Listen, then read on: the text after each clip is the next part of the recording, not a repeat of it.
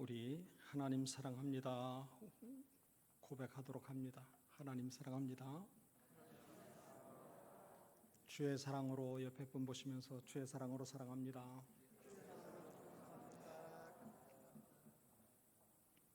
네, 오늘은 성령 강림 주일로 지킵니다. 특별히 농촌과 어촌과 산촌에서 신앙생활하는 우리 지체들을 생각하면서 또 기도의 제목을 아버지 하나님께 올려드리는 주일로 지키게 되어집니다. 성령 하나님, 그러면 우리는 많은 궁금함이 있습니다. 그리고 평생 신앙생활하면서 정답이 없는 것 같은, 그러나 마음에 새겨야 할 것은 우리가 성령님을 친밀히 하면 친밀히 할수록 성령님도 우리와 친밀해지시는 은혜가 있다 하는 겁니다. 우리가 성령 하나님에 대해서 소닭 보듯 하면 성령님도 우리와 그렇게 친밀한 관계를 가질 수가 없어요. 그래서 아이가 늘 엄마 아빠와 가까운 거리에서 있어야 안정을 얻는 것처럼 우리가 신앙생활하면서도 늘 하나님, 성령 하나님을 의논의 상대 삼고 아버지의 뜻을 말씀 안에서 분별하고 그 뜻을 이루어 드리고자 애쓰는 모습이 있어야 합니다. 많은 성도들이 은사를 사모해요. 그러나 은사를 주시는 목적은 하나님께 영광을 돌리기 위함이기 때문에 은사를 사모하기보다는 그 성령님을 통해서 우리의 삶의 열매가 많은 어떤 특별한 은사를 경험하는 것보다도 잠잠한 가운데 역사하시는 성령 하나님을 삶을 통하여 드러내는 일에 승리할 수 있어야 할 것입니다. 성령님에 대해서 우리는 여러 모양으로 한번 말씀 가운데서 분별하고 신앙의 줄기를 세워야 됩니다. 성경을 살펴보게 되어지면 성경에 등장하는 인물들 중에 자기 나름으로 이것이 하나님의 원하시는 바요 그 뜻이 아니겠느냐라고 여기면서 주관적으로 하나님과 전혀 상관없는 모습으로 자기의 어떤 독자적인 신앙을 꾸려나간 이들이 있는 것을 살펴볼 수가 있습니다. 요나라고 하는 인물은 우리가 세계 선교를 생각할 때 떠올릴 수 있는 인물이에요.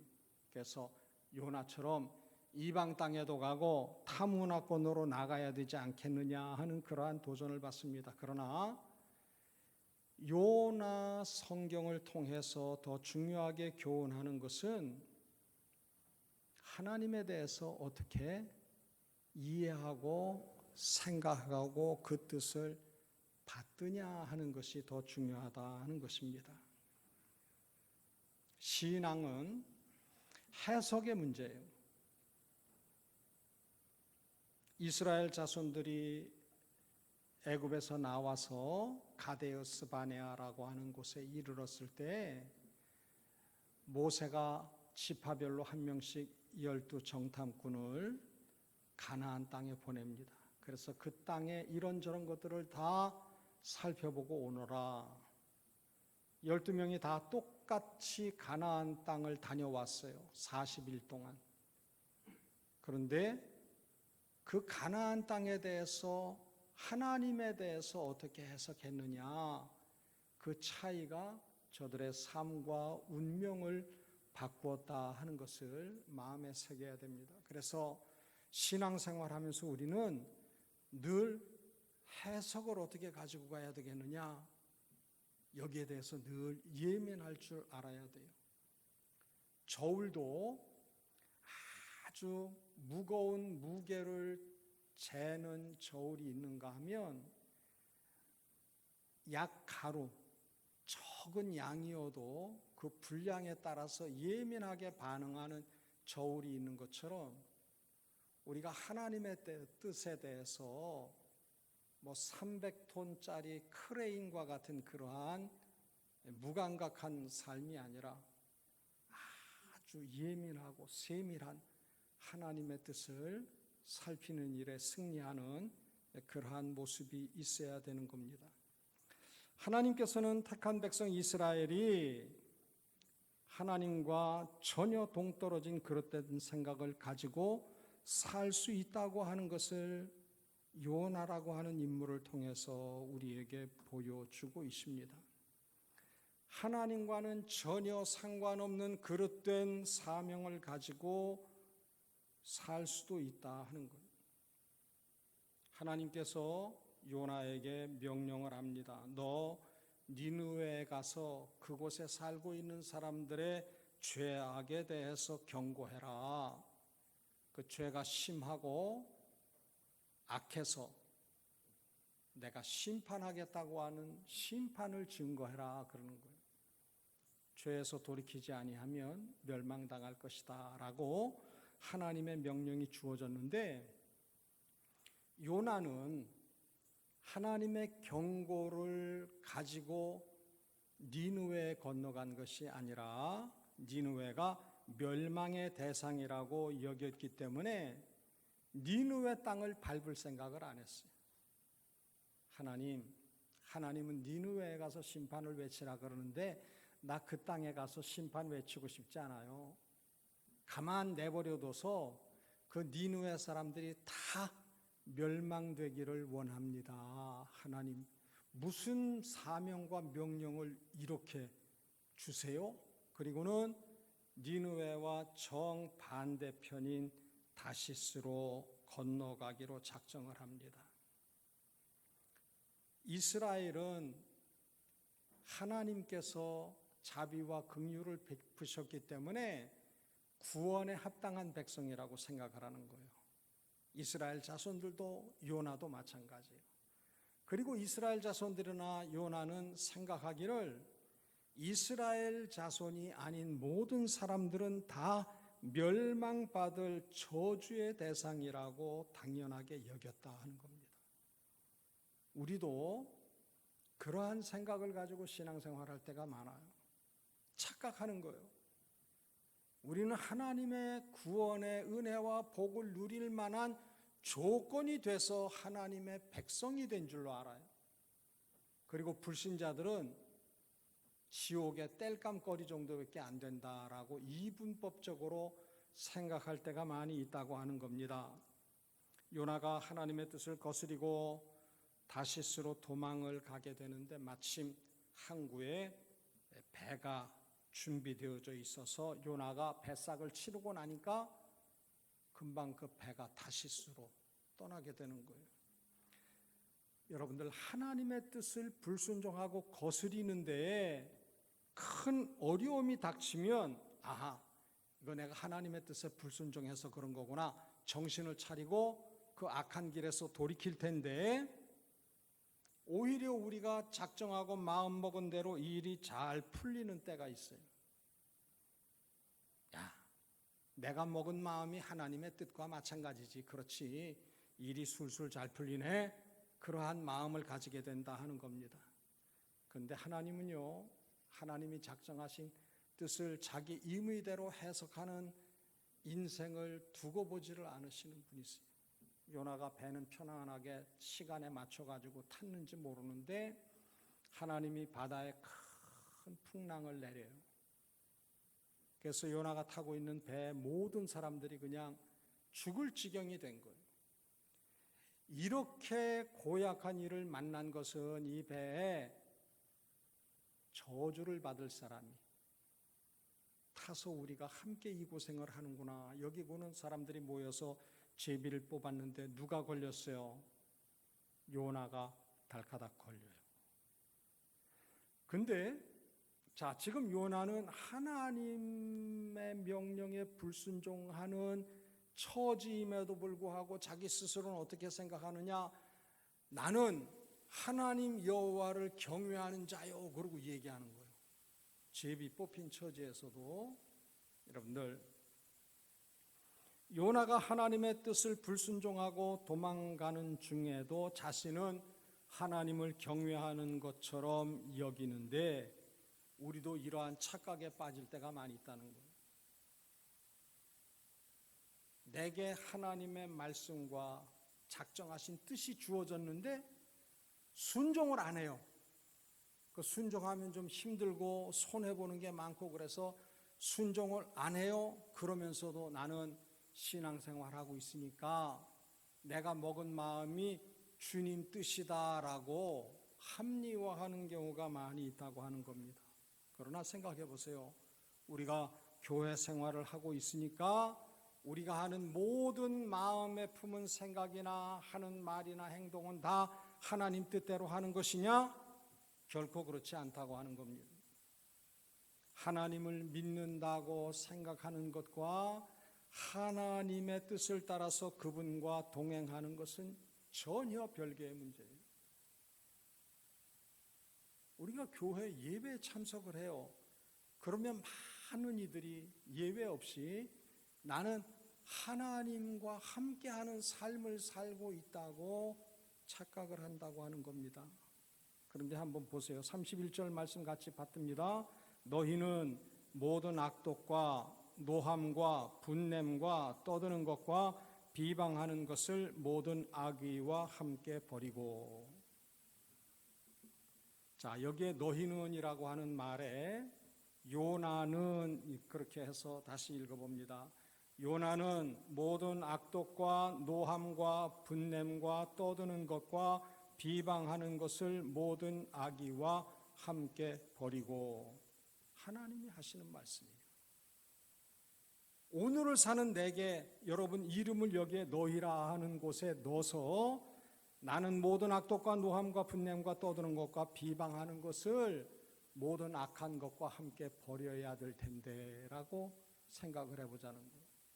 요나의 경우를 적용을 하면 하나님은 니느웨의 백성들을 사랑하셔서 그 죄에서 돌이키면 용서하시려고 하는데 정작 요나는 니느웨 사람들이 회개하고 그 악한 길을 떠나서 멸망을 당하지를 않으니까 그것이 기분 나쁜 거예요.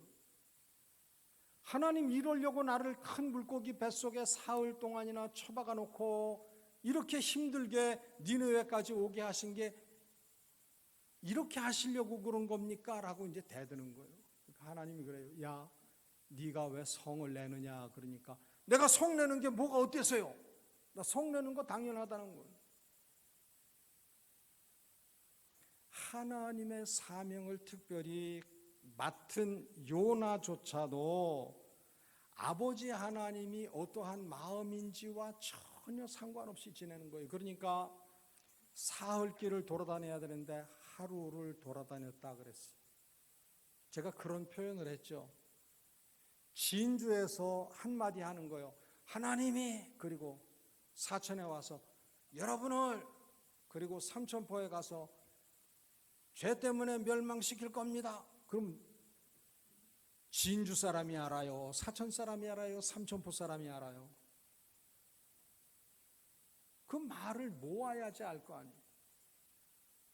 사흘길을 돌아다녀야 되는데 하루길만 돌아다녔어요. 그거는 하나님이 주신 사명에 대해서 온전히 순종할 마음이 없는 거예요. 대충. 그 대충 하는 일을 뭐라고 그러느냐? 따라합시다. 처삼촌집. 웃지 말고요. 처삼촌집 벌초하는 것과 같다. 여러분들 장인 장모도 아니요. 처가 쪽 삼촌이요. 그럼 얼마나 건성으로 하겠어요? 하기 싫은데 어쩔 수 없어서 마지못해서 하는 거예요. 오래전에 요나만이냐? 아니에요. 오늘 우리 한 사람 한 사람도 하나님의 말씀 성경을 통해서 나를 향한 하나님 아버지의 뜻이 어떤지는 머리로 알아요. 그런데 감동을 안 하는 거예요. 온전한 순종을 안 하는 거예요. 그저 흉내만 깨작거리고 흉내만 내는 거예요.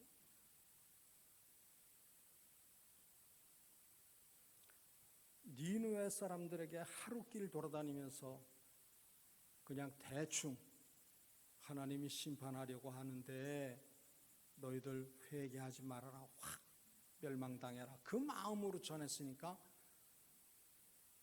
그런데 안타깝게도 니느웨 사람들이 왕과 신하와 백성들과 저들이 기르는 가축까지도 다 베옷을 입고 금식하면서 죄를 뒤집어 쓰고 회개한 거예요. 그런데 요나는 뭐해요? 니느웨가 보이는 높은 데 올라가서 이제 지켜보는 거예요. 40일이 지나서 이 성이 어떻게 멸망하나, 폭삭망하나, 그거 이제 지켜보겠다고, 참관하겠다고. 근데 요나가 있는 곳에 커다란 그늘을 만드는 나무, 성경에는 박넝쿨이라 그랬는데 그 해석이 좀 잘못된 거고, 여러분들 피마자 중에는 줄기도 이파리도 붉은색이 나는 적피마자가 있어요. 제주도에 가서 보니까 키가 한 4, 5m까지 자라요. 얼마나 그늘이 크게 지는지 몰라. 그렇게 하루 만에 그게 신속하게 자라가지고 시원한 그늘을 만들어주는데, 하나님이 벌레를 동원해가지고 줄기를 갉아먹으니까 줄기도 잎도 다 말라가지고 뜨거워 죽겠는 거예요.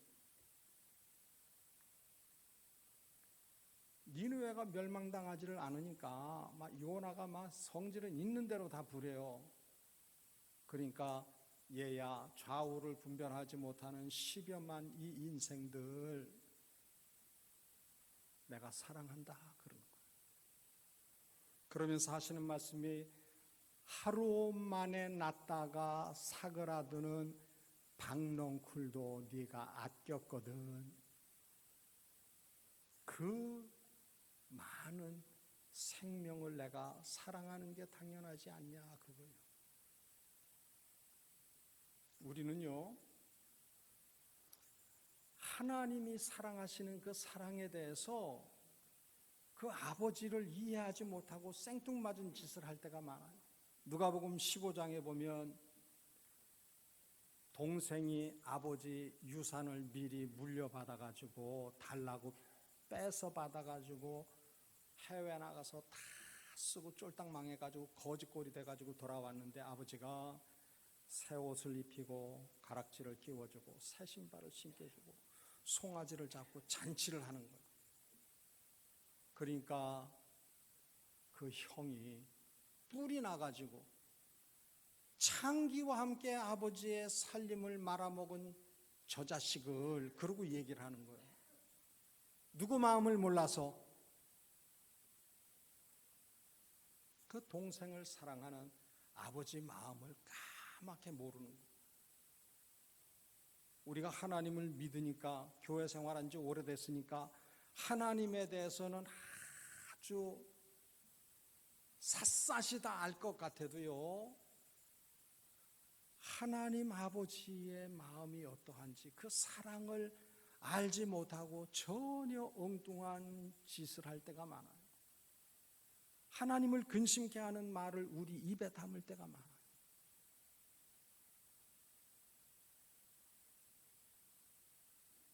요나는 니느웨 사람들이 당연히 죽어야 한다고 하는 악한 생각이 있었어요. 결국에 이 30절 말씀에 보면 뭐라고 말씀하는가 하면, 하나님의 성령을 근심하게 하지 말아라. 하나님이 요나에게 하시는 말씀이에요. 요나야, 너 내 마음 알지 못하고 나를 근심케 하는 말 하지 말아라. 근데 그 말씀은 오늘을 사는 우리에게도 동일하게 하시는 말씀이라 하는 겁니다. 하나님의 마음을 알지도 못하고, 그러면서도 내가 생각한 생각과 그 마음이 하나님의 뜻이라고 우기기 시작하면은요, 하나님을 크게 근심케 한다는 겁니다. 예수님 당시에 종교 지도자들이 예수를 십자가에 죽이는 것이 하나님의 뜻이라고 우기면서 사람으로 오신 하나님 예수 그리스도를 십자가에 못 박아 죽였어요. 여러분들, 하나님을 열렬히 믿는다고 하는 이들이 하나님을 십자가에 매다는 죄를, 악을 행했다 하는 거예요. 이것이 2000년 전의 사건만이에요. 오늘을 사는 우리에게도 역시 동일한 모습이 있다 하는 겁니다. 수도 없이 예수님을 다시 십자가에 매달아 죽이는 일을 해요. 종교라고 하는 이름으로. 초대교회 당시에 복음을 믿는다고 하는 사실 때문에 목숨을 잃은 사람보다도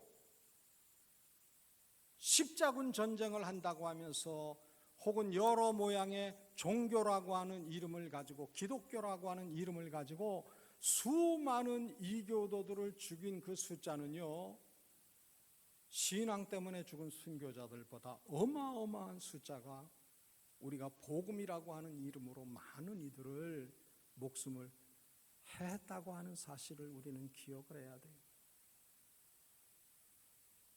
쉽게 얘기하면, 따라합시다. 무식하면 용감하다. 하나님을 착각하는 당당함이 있으면요, 하나님도 십자가에 죽일 수 있다고 하는 사실. 우리가 얼마나 때마다 순간마다 성령님을 근심케 하는 자리에 있는지 몰라요. 얘야, 그러지 말아라. 그러면 안 돼. 그렇게 성령님 탄식하면서 우리 심령에 호소하시는데도 뭐 아랑곳 않는 거예요. 그것도 예수 이름으로. 하나님의 뜻이라고 대단하게 착각하면서, 오해하면서 하나님 가슴에 못질을 하는 경우가 많이 있다고 하는 겁니다.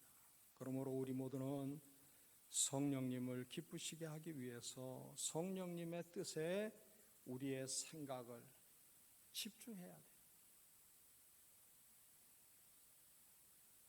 제가 우리 집사람한테 늘 구박받는 게 무엇이냐? 내가 무언가 중요한 얘기하는데 그냥 듣기만 한다 이거예요. 눈도 안 마주치고. 그렇게 기분 나쁘다고. 아, 이 인생하고 이거 언제까지 이러고 살아야 되냐? 근데 대부분의 남자들이, 남편들이 아마 이하 동문일 거예요. 똑같을 거예요.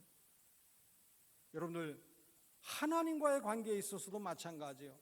하나님이 내게 무슨 말씀을 하시는지 온 마음과 관심 집중해가지고 하나님의 뜻을 보고 들어야 돼요. 그런데 이것저것 시선 가는 게 너무 많아가지고 건성으로 들어. 그리고 한다는 말이 전혀 엉뚱한 말 하잖아요. 언제 그런 말 했냐고? 간혹 회의할 때도 그런 일이 있어요.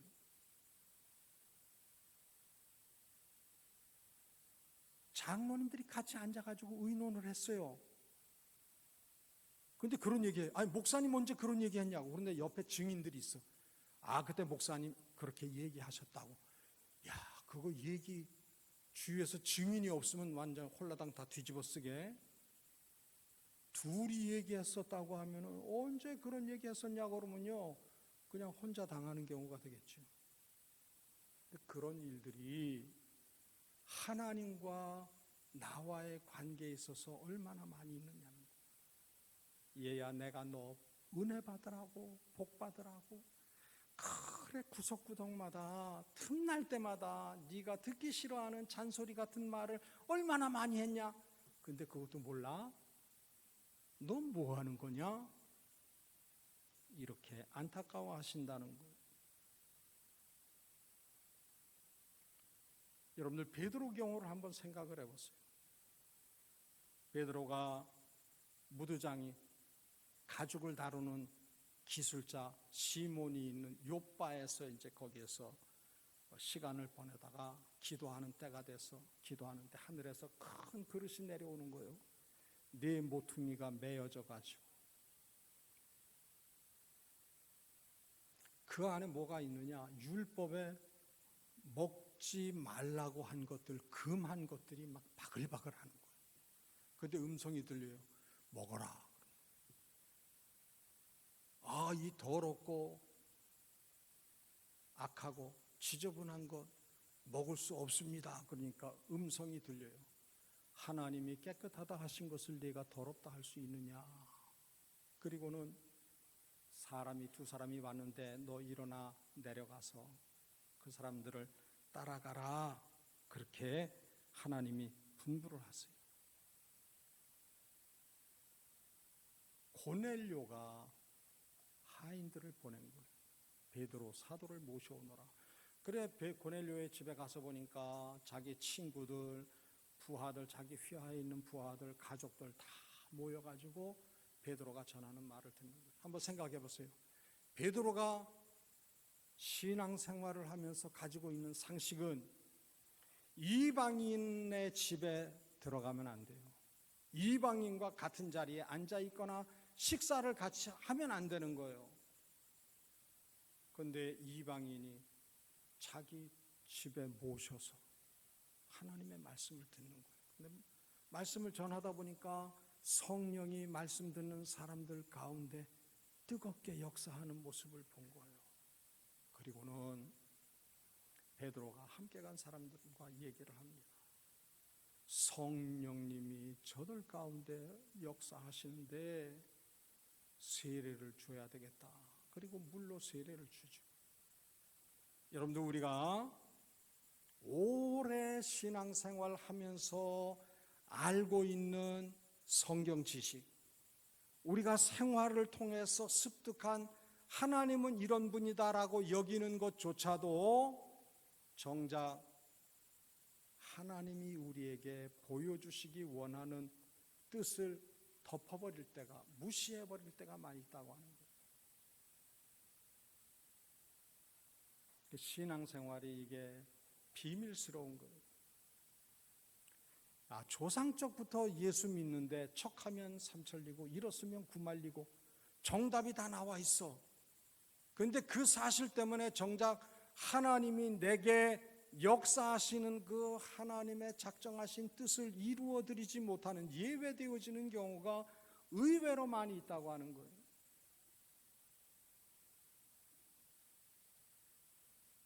요나가 그랬어요. 베드로가 그랬어요. 많은 이스라엘 사람들이 그랬어요. 하나님을 열심히 믿는다고 하는 우리 가운데에도 그러한 함정이 있다는 거예요. 내가 경험하고 내가 이해한 것, 그것이 마치 하나님의 전부인 양 여긴다는 거예요. 그러나 결코 그렇지 않다는 거예요. 여러분들, 5대양의 바닷물을 조개 껍질 하나에 담을 수가 있어요, 없어요? 못 담아요. 극히 일부분만을 깨달을 뿐이에요. 그런데 조개의 물을, 바닷물을 극히 적은 것을 담아놓고 이것이 바다다 그러고 규정하는 것과 마찬가지로 우리가 경험한 그 경험을 가지고 누구를 판단해요? 하나님을 판단해요. 그래서 정작 우리에게 향하신, 내게 향하신 하나님의 뜻에 순종치 못할 때가 많이 있다고 하는 사실입니다. 복음서에 보면 예수님이 따로 기도하시고 제자들은 배를 타고 호수 건너편으로 가는데 호수에 큰 바람이 일어가지고 크게 어려움을 겪고 있는데 물 위로 누가 걸어오는 거예요. 와, 유령인가 보다. 그런데 가까이 오는데 누구예요? 예수님이요. 그 베드로가 마음 가운데 담력을 가지고 제가 물 위를 걷고 싶습니다 그런 거예요. 그러니까 예수님이 뭐라고 그래요? 쓸데없는 소리 말하라 그러지 않고 오너라. 그래서 이제 예수님을 보면서 한 걸음 한 걸음 옮겨가는 거예요. 여러분들, 물 위를 걷는 거 참 쉬워요. 오른발이 빠지려고 그러면 왼발을 디디면 돼. 왼발이 빠지려고 그러면 오른발 신속하게 디디면 돼. 여러분들, 물 위를 걷는 게 뭐 크게 대단한 거예요. 그렇게 걷느니 그만 배 하나 조그만 거 빌려가지고 움직이는 게 낫죠. 그건 큰 의미가 없는 거예요. 그런 주는 교훈이 있어요.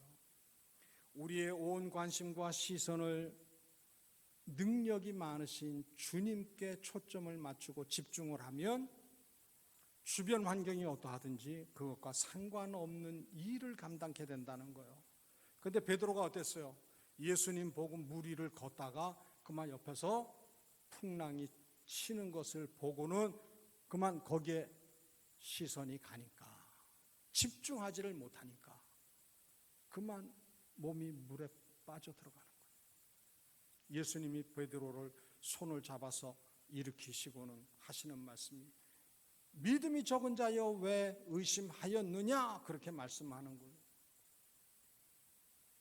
여러분들, 믿음이라고 하는 것에 대해서 우리도 많은 착각을 해요. 믿음이 있으면 무엇이든지 다 할 수 있다고 여겨요. 그러나 믿음이 문제가 아니고 근본적으로 예수님의 능력이라고 하는 사실을 우리는 까맣게 잊어요. 쉽게 생각을 해요. 암이 걸린 교인이 있어요. 근데 간절히 기도해가지고 암병에서 노임을 받았어. 그러면 그 사람 믿음이 있는 거예요? 예수님이 능력이 있으신 거예요?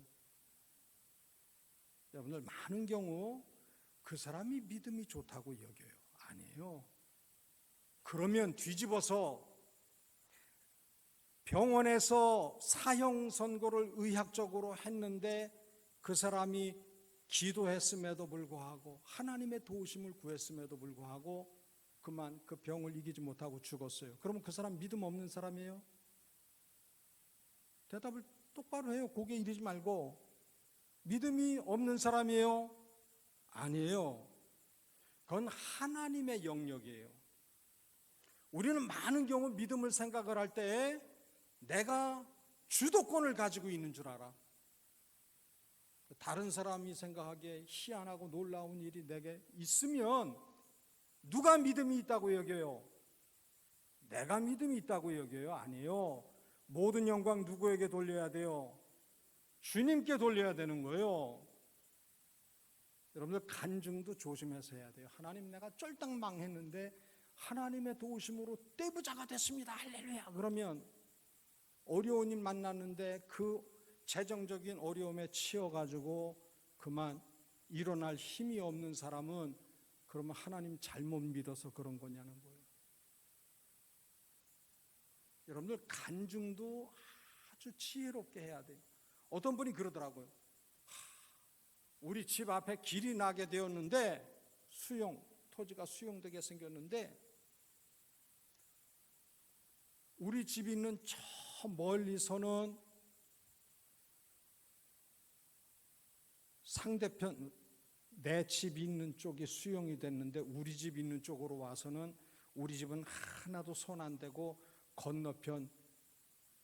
길 건너편 맞은편에 땅들이 수용이 됐습니다. 할렐루야. 그러는 거예요. 그러면 집을 가지고 있었는데 그만 토지가 수용된 곳에 살고 있었던 교인은 잘못 믿은 거예요? 아니거든요. 대다수의 간증이 자기에게 유리한 것 가지고 하나님께 영광 돌립니다. 그래요. 그거 큰일 날 소리예요. 사실은 제가 간증하는 분들 모시는 거를 참 조심스러워하는 게 뭐냐 하면 그 사람 숨을 거두지 않은 처지이기 때문에 그 사람 신앙 상태가 어떻게 돌아갈지 모르는 거예요. 예전에 조세영 씨가 도둑질 하다가 의도라 그랬죠. 거룩한 도둑이라고. 이 양반이 깜방생활하고는 이제 예수 믿고 회개했다 그러면서 전국을 다니면서 간증을 했어요. 근데 얼마 안 있다가 일본에 가가지고 또 범죄해가지고 또 다시 죄인의 신분이 됐단 말이에요. 엊그제 청해가지고 간증을 들었는데 한 주가 채 되지 않아가지고 자살을 한 소식을 들어요. 그러면 우리가 그때 들으면서 받은 은혜는 진짜예요? 가짜예요? 이게 비밀이에요. 이게. 믿음이라고 하는 단어는요, 쉽게 사용할 수 있는 경우가 되지 않는다는 얘기입니다. 그래서 우리가 예수님의 능력을 철저히 의지하게 될 때 우리의 시선 주님께 집중하게 된다는 얘기입니다. 믿음의 문제 역시 초점이 중요하다는 것. 베드로가 예수님께 집중할 때에는 물 위를 걸었어요. 그러나 예수님에게서 자기 주변 환경에 시선을 빼앗기고 난 연후에는 그만 물에 빠져 들어간 것과 마찬가지. 우리가 성령의 역사를 경험하려고 하면 우리가 우리의 삶 가운데 무엇에 집중해야 하는지 결심을 하고 실행에 옮길 수 있어야 돼요. 우리가 주님께 집중하며 신앙생활 하다가도 생각지 않은 일이 생겨요. 여러분들 대표적으로 모든 사람들이 부자나 가난한 사람이나 많이 배운 사람이나 적게 배운 사람이나 건강한 사람이나 건강하지 못한 사람이나 똑같이 예외 없이 지금 경험하는 게 뭐예요? 코로나 사태예요. 여러분이 이러한 일을 만나게 되어지면, 인생의 바람이나 풍랑이 예외 없이 일어나게 되어지면 주님께 집중했던 사람도요, 삶의 문제에 대해서 의심이 생겨요. 그래서 이제 고민을 하는 거예요. 내가 이렇게 하는 게 이익이 될까? 저렇게 하면 손해를 볼까? 이것을 저울질하면서 지내게 되어지는데, 어려움을 만나면 우리 안에 내면에 눌려져 있던 본성인 죄성이 역사를 하게 되는 거예요. 우리 마음 가운데 불안하거나 두려움으로 흔들릴 때에 정작 성령님께 집중해야 되는데 우리는 그 문제에 꼭 묶여가지고, 문제에 주문이 걸려가지고 거기에서 헤어나지 못하는 경우가 많이 있다 하는 겁니다. 신앙생활이 말처럼 쉬운 게 아니에요. 그래서 기초부터 야무지게 훈련을 해야 돼요.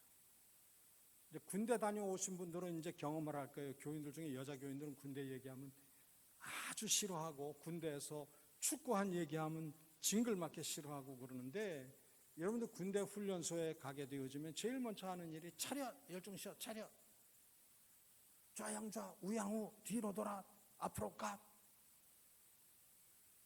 우로 돌아 갓, 좌로 돌아 갓. 이거 훈련시켜요. 별거 아닌 것 같은 건데 제식 훈련을 갖다가 여러 주를 해. 왜 그런 줄 알아요?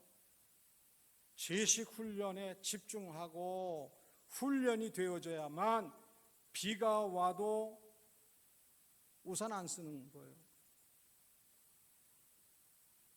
외부 환경 조건이 어떻든지 기초 훈련이 야무지게 돼 있어야만 총탄이 비 오듯 쏟아지는 가운데서도 돌격 앞으로 그러면은 총을 들고 진격할 수 있는 군사가 된다는 거예요. 우리 신앙생활에 훈련이 있어야 돼요. 이거는요, 성경 공부반, 행복학교, 전도폭발 훈련, 이런 개념의 훈련이 아니에요.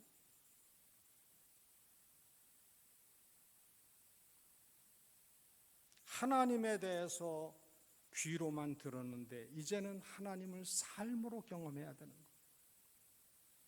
조금 전에 말씀드린 것처럼 우리는 은사를 사모해요. 그래서 내가 성경이 말하고 있는 은사 몇 가지 경험했나 그거로 꼽기도 하고 그래요. 그러나 은사는 하나님의 영광을 위해서 주어진 것이기 때문에 성령의 열매를 우리가 삶을 통하여 맺어 나갈 수 있어야 돼요. 사랑과 희락과 화평과 오래 참음과 자비와 양성과 충성과 인내와 절제, 이거를 맺을 수 있어야 되는 거예요.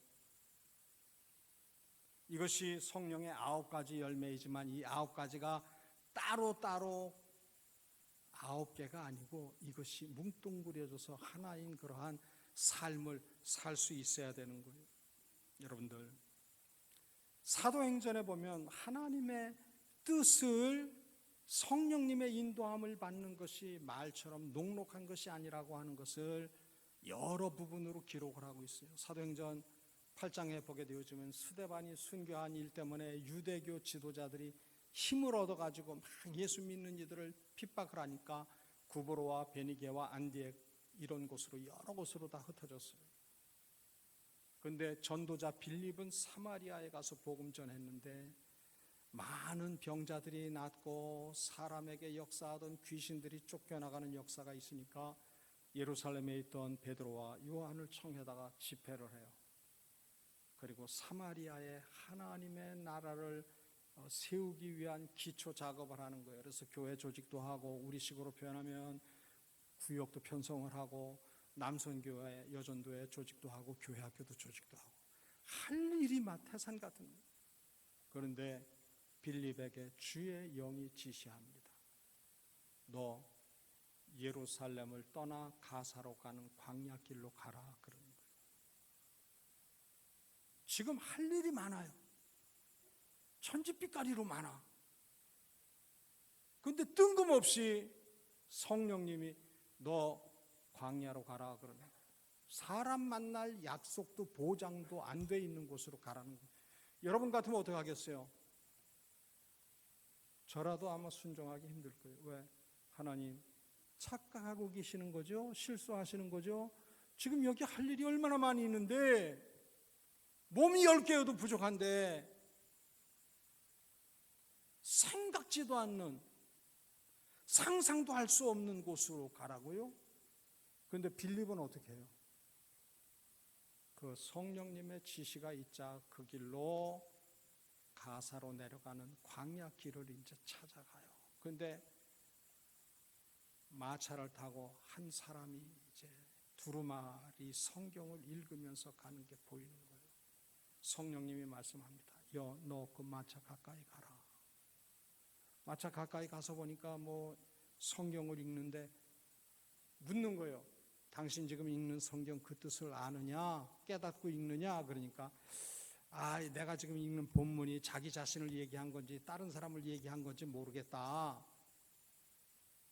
털 깎는 자 앞에 어린 양의 잠잠함과 같이 도살장에 끌려가는 양과 같은 처지였다. 재판도 제대로 받지 못하고 그 목숨을 잃었다. 이게 자기 얘기냐? 다른 사람 얘기를 증언하는 거냐? 아리송하다. 그러니까 어떻게 해요? 빌립이 그 마차에 같이 올라타서 그 글에서부터 시작해서 누구를 가르쳐줘요? 예수를 가르쳐줘요. 성령님은요, 숫자가 많으면 역사하고 숫자가 적으면 효율성이 떨어지니까 무시하는 분이 아니세요. 광야길을 가는 내시 한 사람을 하나님은 주목하시고 사마리아에서 할 일이 많은 빌립을 불러다가 성경 개인 교사로 구원의 비밀을 알게 하는 거예요. 에티오피아 내시 때문에 아프리카에서 처음으로 에티오피아는 기독교 국가로 세워지는 일이 있었죠.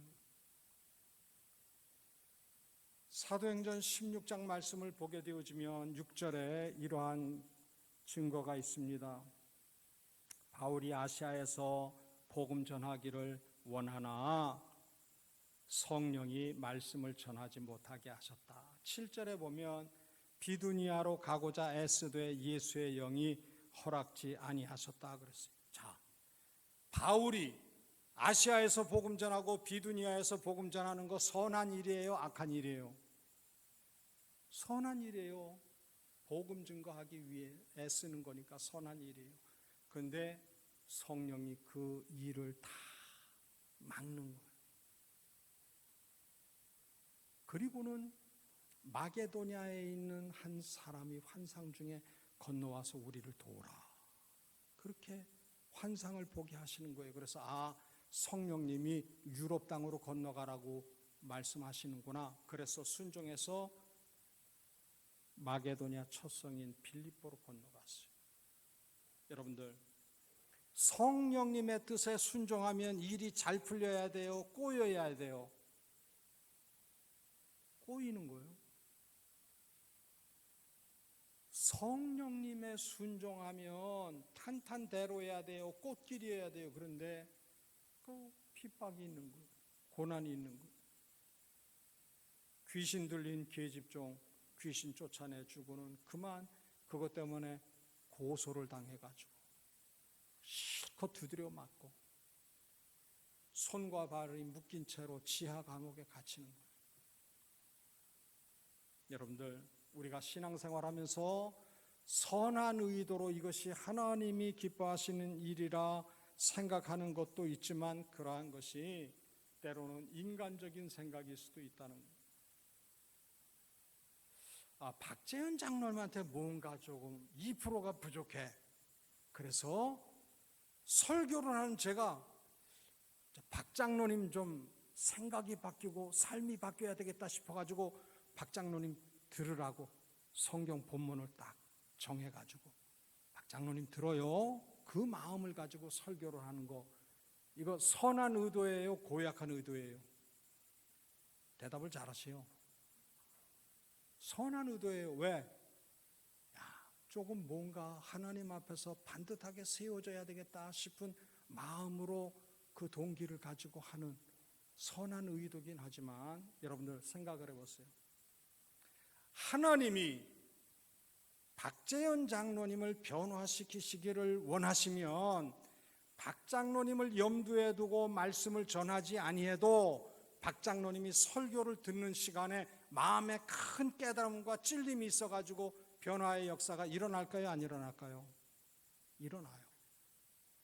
그런데 안타깝게 목사도요, 간혹 인간적인 생각을 하는 거예요. 이 본문은 이게 아무 개가 듣고 뒤집어지고 천지개벽하는 역사가 일어나야 되는, 회개의 역사가 일어나야 되는데 생각을 먹을 수가 있어요. 그런데 그것은 의도가, 동기가 혹 선하다 할지라도 하나님이 크게 기뻐하시는 생각은 아니라는 거예요. 하나님의 말씀을, 복음을 가감하지 아니하고 반듯하게 배달을 하면 하나님은 각자의 형편과 처지를 따라서 그 말씀이 심령에 맞닥뜨리게 해가지고 은혜가 되는 줄로 믿습니다. 우리는 간혹 착각하는 거예요. 우리 구역이, 우리 자치기관이, 우리 교회가 선한 의도를 가지고 하나님이 기뻐하시는 일이라 여겨가지고 하지만 정작 인간적인 생각이 자리할 때가 있다는 얘기예요.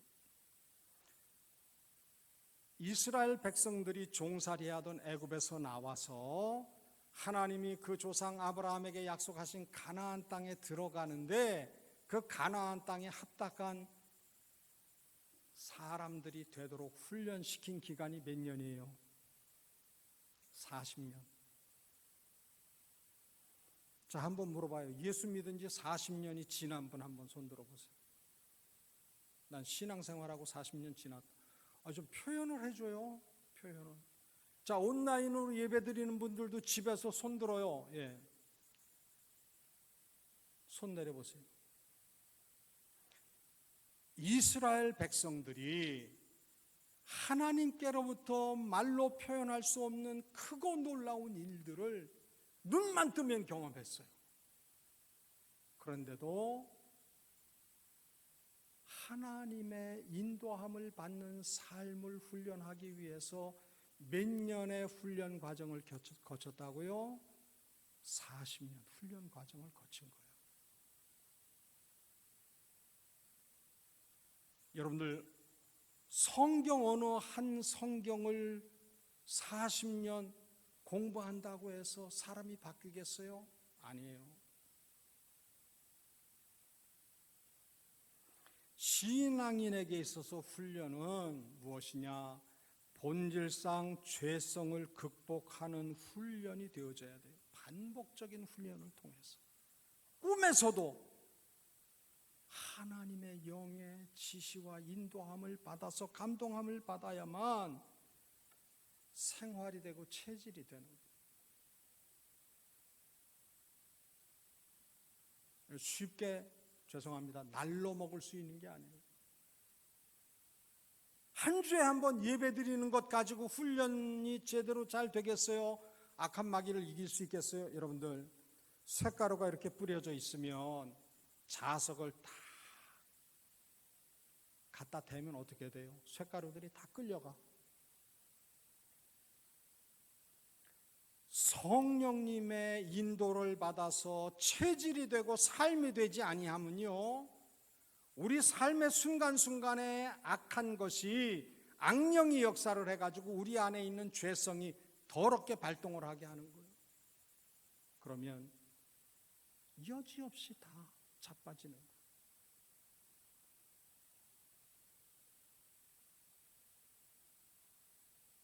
집중하는 훈련, 구체적으로 하나님의 마음을 이해하려고 하는 의지적인 결단이 있어야 돼요. 어떤 일을 만나든지 어떤 사람을 만나든지 하나님 아버지시라고 하면 저 사람에 대해서 어떠한 마음을 가지실까? 그것을 먼저 묻고 아버지의 마음이 깨달아지면 그 사람과 대면해서 그 사람을 향하신 하나님의 뜻을 흘려보낼 수 있는 그러한 모습이 되어져야 돼요. 자, 하나님이 이끄시는 대로 행동을 할 수 있어야 되는 거예요.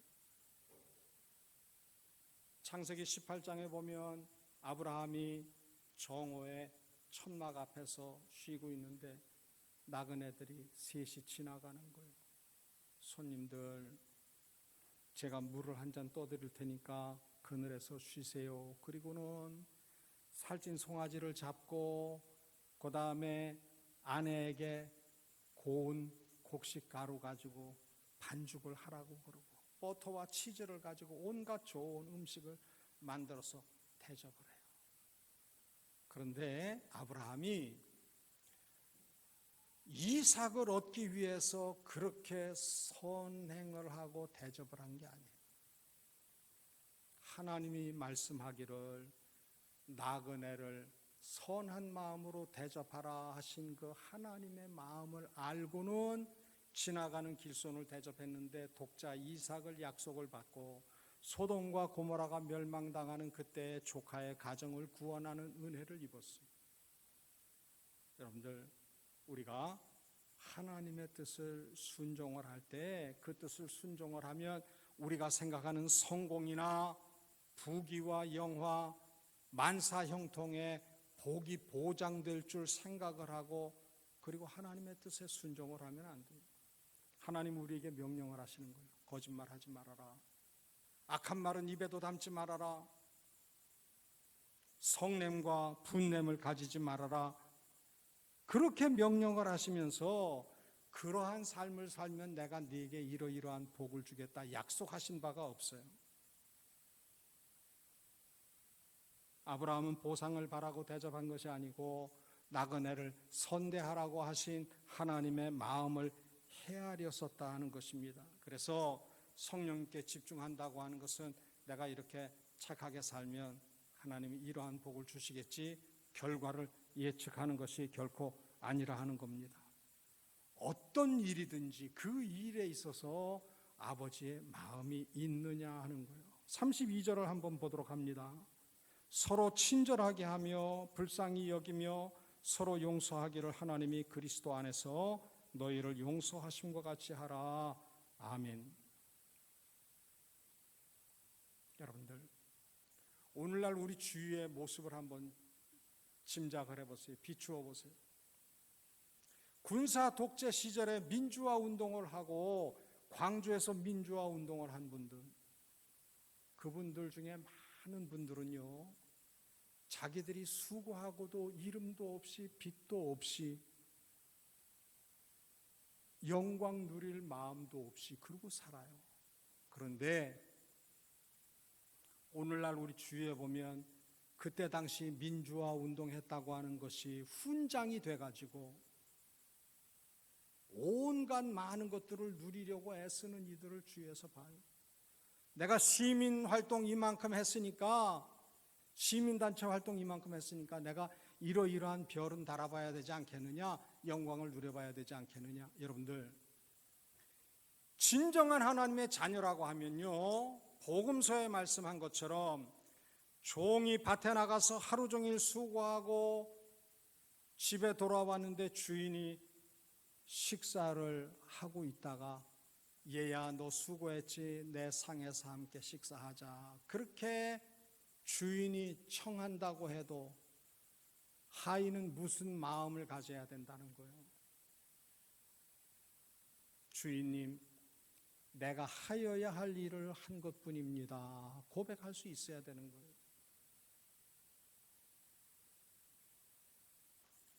독재 정권 시절에 감옥에 가고 모진 고문을 겪고 그런 것 때문에 나는 뭔가를 누려야 되겠다 하는 마음이 있다고 하면요, 일제 시대에 재산을 다 헌납하고 목숨을 잃고 그래 헌신했던 애국지사들과 그리고 그 후손들을 생각하면서 부끄러운 마음을 가져야 되는 거예요.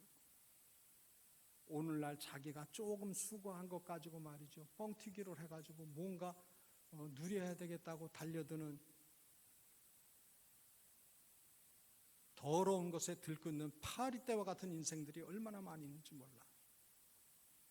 교회 다니는 이들 중에도 그런 이들이 많이 자리하고 있어요. 우리가 신앙의 시선으로 봐야 돼요. 아무리 많은 것을 수고했어도 하나님 아버지가 내 중심을 아시면 그것으로 족합니다 할 수 있어야 되죠. 내가 이렇게 수고했는데 교인들이 교회가 나를 안 알아줘, 교회 일꾼 선택하는데 나는 말이지 뽑히지도 않아, 이러고 속상해할 이유가 없다는 거예요. 다시 말씀드려요.